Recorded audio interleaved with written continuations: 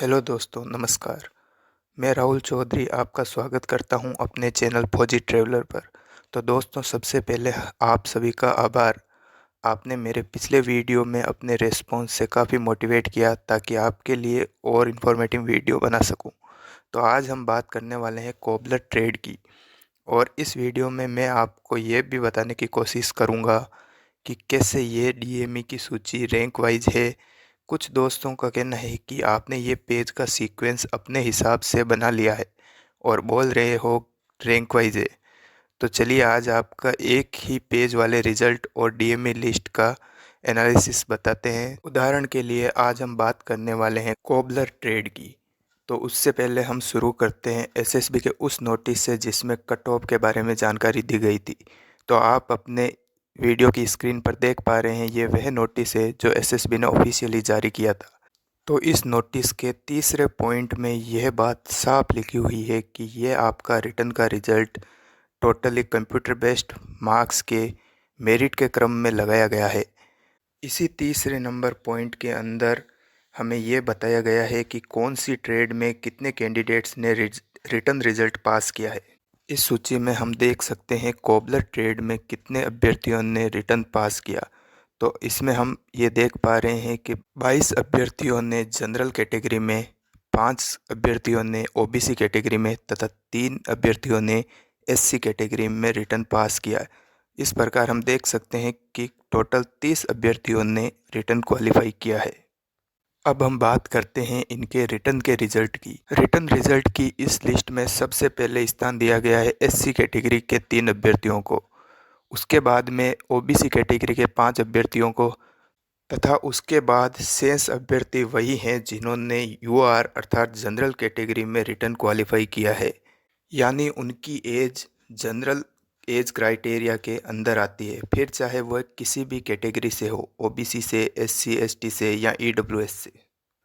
तो आप इस लिस्ट में देख पा रहे होंगे कि जो 9 नंबर कैंडिडेट है उससे लेके अंतिम अभ्यर्थी तक किसी भी अभ्यर्थी की एज जनरल एज क्राइटेरिया से बाहर नहीं है। तो अब हम बात करते हैं कि हमें डीएमई की रैंक वाइज लिस्ट कैसे मिली थी। उसके लिए हमने सबसे पहले ट्रेड टेस्ट की लिस्ट में जनरल क्वालिफाई करने वाले प्रथम कैंडिडेट को ढूंढा। फिर उसके रोल नंबर, उसके नाम, उसके पिता का नाम हमने मेडिकल वाली लिस्ट में चेक किया और फिर उसकी डेट ऑफ बर्थ के अनुसार ये पता किया क्या वो जनरल के अंदर आ रहा है या अन्य किसी कैटेगरी में। उदाहरण के लिए जैसा कि मैंने पहले भी कहा था, कोबलर ट्रेड के रिटर्न रिजल्ट में 9वें अभ्यर्थी से जनरल कैटेगरी शुरू होती है। तो रिटर्न के रिजल्ट की इस सूची के अनुसार 9वें अभ्यर्थी का नाम है सुरजीत कुमार, जिसके पिताजी का नाम है जगदीश सिंह तथा इनकी जन्म तिथि है 1 जनवरी 2002। और आप इसी प्रकार मेडिकल की लिस्ट में भी देख सकते हैं, प्रथम अभ्यर्थी का नाम है सुरजीत कुमार, इनके भी पिताजी का नाम जगदीश सिंह और इनकी आयु है 1 जनवरी 2002, अर्थात ये और ये रिटर्न रिजल्ट वाले व्यक्ति सेम ही है। अब हम इसी प्रकार आगे मिलाते हैं। तो दूसरे अभ्यर्थी का नाम है पंकज चौधरी, सन ऑफ महेंद्र सिंह, जन्म तिथि 12 फरवरी 2004। इसी प्रकार डीएमई की लिस्ट में पंकज चौधरी, सन ऑफ महेंद्र सिंह, 12 फरवरी 2004 और इनकी कैटेगरी ईडब्ल्यूएस से, परंतु इन्होंने जनरल से रिटर्न क्वालिफाई किया है।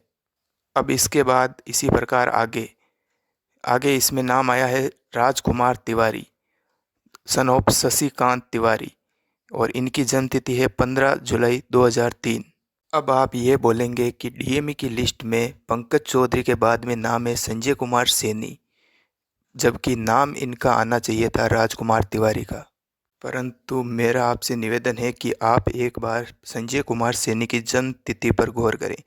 इनकी जन्म तिथि 1 जुलाई 1999 है, जो कि जनरल की एज क्राइटेरिया को पार कर चुकी है और अब ये केवल ओबीसी का एज रिलैक्सेशन ले रहे हैं। परंतु इनके मार्क्स राजकुमार तिवारी के या तो बराबर हैं या इनसे ज़्यादा हैं।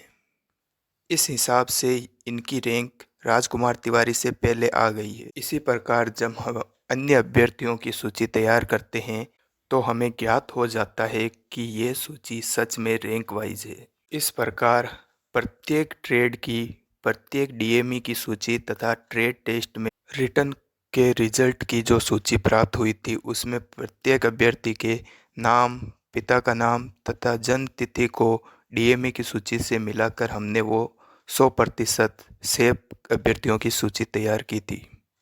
हमें यह बिल्कुल ज्ञात नहीं है कि उनमें से कितने अभ्यर्थी अनुपस्थित हैं और कितने मेडिकल में अनफिट हुए हैं, परंतु यदि आपका नाम उस सूची में है तो इसका मतलब आप अंतिम परिणाम सूची अर्थात फाइनल मेरिट के लिए 100% सेफ हैं। जिन ट्रेडों में 5 या उससे कम पद हैं, उनकी अंतिम परिणाम सूची ये रहे इसका कोई ज़रूरी नहीं। क्या पता इस लिस्ट में से भी कोई अनुपस्थित रहे या मेडिकली अनफिट हो जाए, तो उनके स्थान पर जिनकी रैंक इस रैंक से 1 या 2 रैंक नीचे हैं, वो अपना स्थान प्राप्त कर सकते हैं।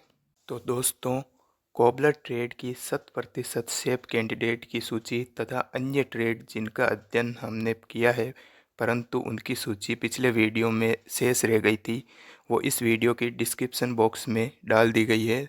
तो आप सभी से निवेदन है, वीडियो को लाइक करें, कमेंट करें, शेयर करें और चैनल को सब्सक्राइब करें तथा अपने भाई फौजी ट्रैवलर का सहयोग करें, उसे सपोर्ट करें।